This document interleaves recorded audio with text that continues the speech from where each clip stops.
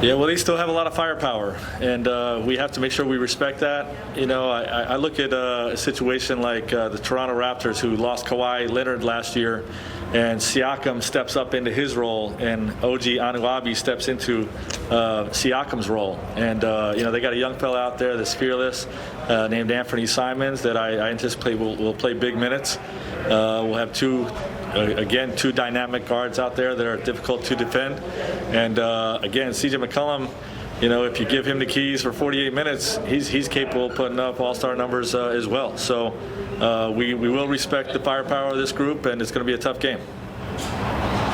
Hey, Frank, it's Dave. You guys clearly had a rhythm in games 3 and 4 in particular. Is there any thought of where that rhythm is right now? Is it unknown? Is it a concern? What do you think about where your guys' game level is going into tonight?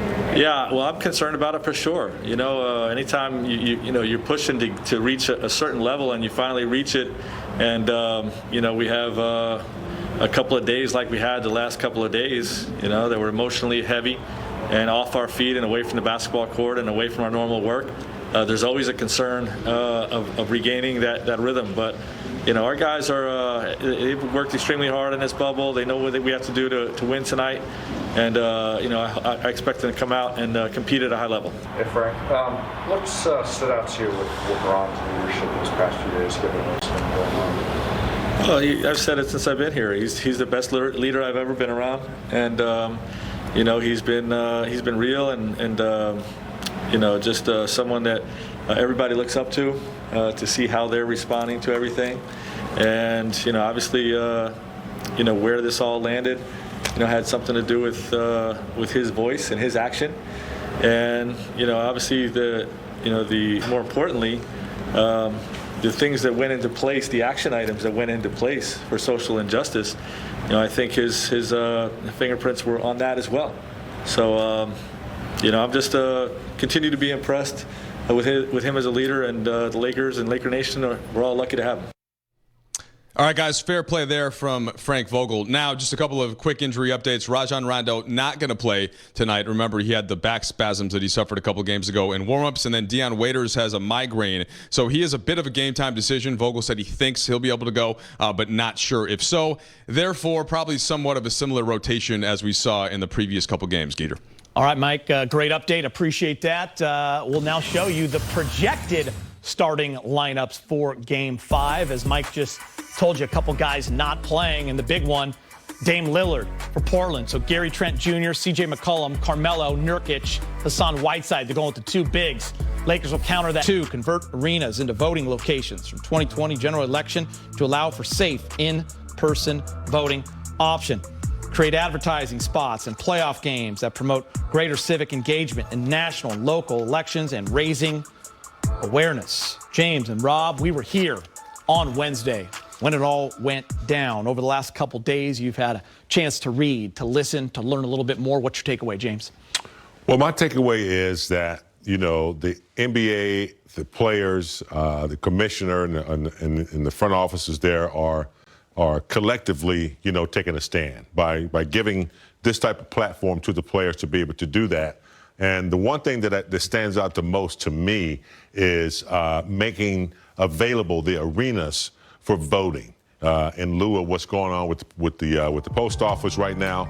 I think that is huge to allow a place for safe voting. So the players, they're protesting, their voices are being heard, and they're making a little bit of difference right now. So I commend them on everything they've done, but those three things that you just mentioned, Geeter, are you know, they're very, very good.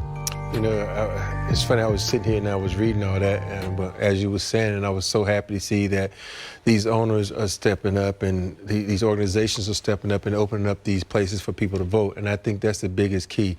And it's like when, you know, JaVale McGee walked in with that shirt, vote or die, and everybody's listening to that. Everybody's going to go out and vote to try to make some changes. I don't, when they vote, they got to understand that, you know, this is powerful. This is your moment to make change. We always talk about change, but are we willing to make that change, to do something to help that change, you know, advance? You got to remember, too, these young men are hoopers, right? Like, they're the best in the world at basketball. They have money. They are competing in the playoffs. They're stars. The easy route is to just play, right? It takes courage to step away from a game, to boycott a game, to go out there on a platform and use it. How proud are you of these young guys talking, learning, teaching, using their platforms? Action, taking action. I am extremely proud because you have to look back when I played. I don't think we would have been gutsy enough to do that. Because I think about what happened to Mahmoud, I think what happened to Vern, I think about all these guys who so easily got blackballed in the NBA. And so, but these guys' platform is so huge. Their brand is such a global brand, and they can step out and say things about social injustice and put themselves out there because they know that what's right is right and what's wrong is wrong, and they're trying to represent the right thing to do, and they just shouldn't have more power to the people and realize they are a part of the people.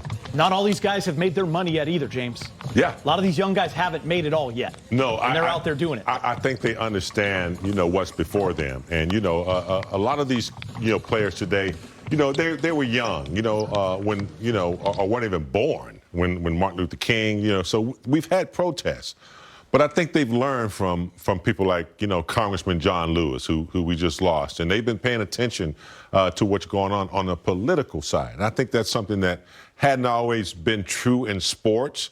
And I think, it's starting to materialize. They know that, all these things affect them as well. They've lived this life. They've been pulled over. They've been, disrespected. So they understand it.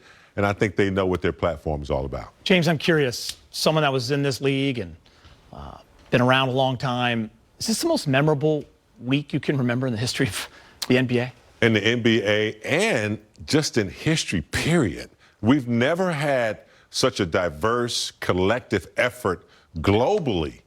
Something that happens in Wisconsin get picked up in Berlin or Germany. So this is the most interesting time as far as protests and people seeking justice in a lot of different avenues. We have Black Lives Matter. We have people who have other claims that they're trying to get justice in. So I think it's just a beautiful collective effort, and this is the first time I've ever seen this in my life. So it's amazing.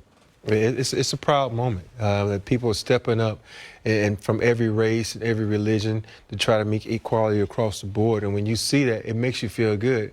And I hope everybody know that it's just going to take time. These millennials sometimes want it tomorrow, but it's going to take time. And I just want everybody to be patient, understand, and don't forget about it, because we have a tendency to do stuff and it's okay. We push it we talked about it. No, we got to be about it. We got to be about it for not just today, not tomorrow, every day of our life, so our kids can have a wonderful life and not have to go through racism and injustice and all this kind of other stuff. Lakers will return to play in Game 5 of their first-round series with the Blazers at 6 p.m. right here on Spectrum Sports. Now for more on the latest purple and gold, let's check in with Lakers reporter Mike Trudell. Mike, how we doing? What's happening, Geeter? Really inspiring to hear from Big Shot and Big Game there, speaking truth to so many things, and just with a lot of the stuff that these players have been trying to push forward. Guys, now what they also have to do is then try to put that in the back burner at least for a moment and go play basketball. And that's something that they had started to do really well before this most recent hiatus. It's something that they're going to try to do again coming up here in just a bit on Spectrum. So with Frank Vogel, I wanted to figure out what is the biggest switch that they have to make in a mindset standpoint with Damian Lillard being out. How do they deal with that? How does the game plan change when one of the best players in the league is not going to be on the floor against you? So we start